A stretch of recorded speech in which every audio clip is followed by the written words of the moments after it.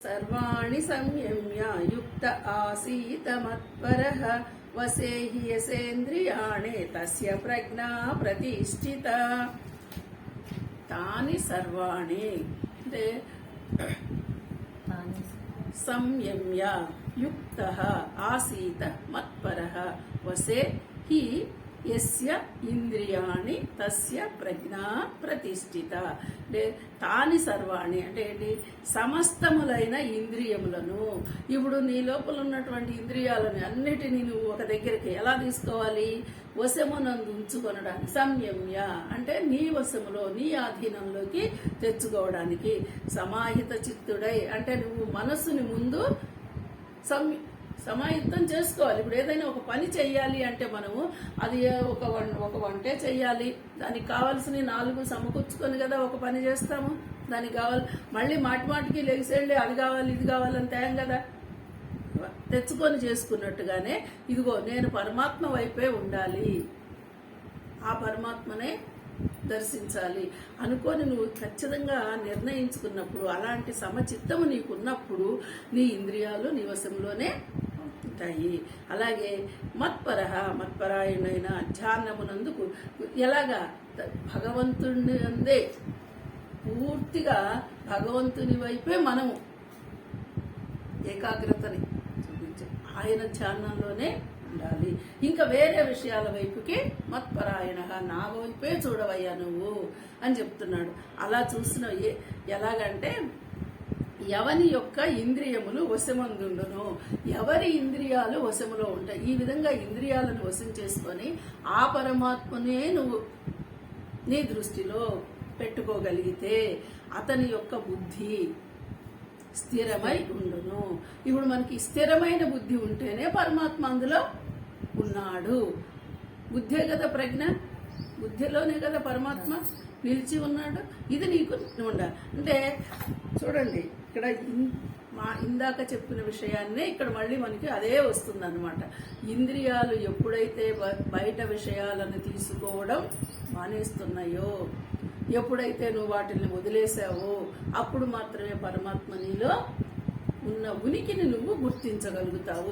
అంటే ఏంటి మరి ఉన్నాడు కదా, ఎప్పుడు ఉన్నాడు కదా, నీతోనే ఉన్నాడు కదా అంటున్నారు కదా. మరి ఇప్పుడు మనం ఉపనిషత్తులో చెప్పుకుంటున్నాం ఆ ప్రాణమే పరమాత్మ, ఆ శక్తే పరమాత్మ, ఎన్ని రకరకాలుగా చెప్తున్నాం. మరి ఎప్పుడు ఉన్నాడు కదా, ఇంకా నేను గుర్తించడం ఏంటి,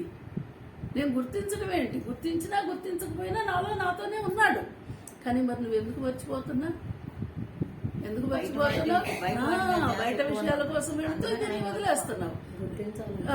అందుకని ఏంటి, ఆ బుద్ధి స్థిరంగా పెట్టుకున్నప్పుడు మాత్రమే నన్ను నువ్వు గుర్తించగలుగుతావయ్యా. ఆ బుద్ధి స్థిరంగా లేకపోతే నన్ను నువ్వు గుర్తించలేవు. ఇగో నన్ను తెలుసుకోలేవు, నన్ను సాక్షాత్కారం పొందలేవు, నేను కనపడను అంటల్లా ఈయన ఏం చెప్తున్నాడు, నన్ను గుర్తించవయ్యా అంటున్నాడు. ఆల్రెడీ నేను అక్కడ ఉన్నా. ఇప్పుడు మనం ఎన్నోసార్లు చెప్పుకుంటాం. ఉదాహరణ, ఏదైనా ఒక వస్తువు పెట్టారు బీరువాలో, అదేదో చాలా రోజుల వరకు చూసుకోకుండా ఎప్పుడు అయ్యో కనపడలేదు అన్నారు. అది ఇద్దులు కనపడలా మొత్తం కింద మీద ఎత్తికారు. కానీ నేను అక్కడే పెట్టాననే గుర్తు మాత్రం జ్ఞాపకం ఉంటుంది. ఏం చేస్తారు, 1-4 సార్లు చూస్తే అది అమ్మయ్య కనపడింది, ఇక్కడే ఉంది. ఇదిగో పరమాత్మ కూడా అంతే, ఆయన లోపలే ఉన్నాడని కూడా తెలుసు. దిద్దులు ఇక్కడే పెట్టానని ఎలా జ్ఞాపకంలో ఉన్నదో అదేవిధంగా ఉన్నాడని కూడా తెలుసు.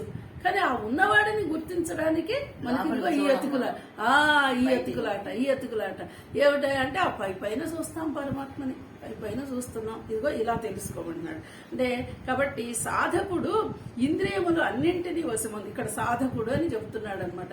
మనమే గనక ఏ సాధకులని, పరమాత్మని మనము సాధించాలి, పరమాత్మని నేను గుర్తించాలి అనేటువంటి తపన నీలో ఉంటే అది ఇంద్రియములన్నింటినీ వశమందుకొని సమహిత చిత్తుడువై, అంటే సమహిత చిత్తుడు. చూడండి మాట, చిత్తము అంటే మనం చాలాసార్లు అనుకున్నాం, మనసు, బుద్ధి, చిత్తం, అహంకారం అంటూ రోజు చెప్పుకుంటూనే ఉంటున్నాం.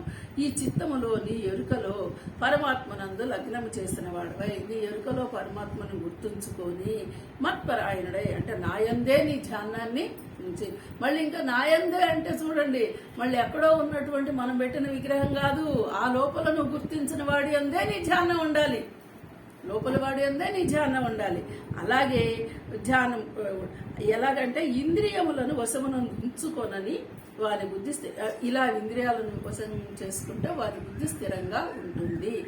అలాంటి స్థిరమైన బుద్ధిలోనే నన్ను గుర్తించగలుగుతున్నాడు అని చెప్పి మనకి ఈ శ్లోకంలో చెప్తున్నారు. అందుకని ఇప్పుడు మనము ఆ యోగము, ధ్యానము ఎన్ని పేర్లు పెట్టినా సరే నీ లోపల ఉన్నటువంటి ఆ బుద్ధి గుహలో ఉన్న పరమాత్మ నీవే అది నువ్వు గుర్తుంచుకోవాలి.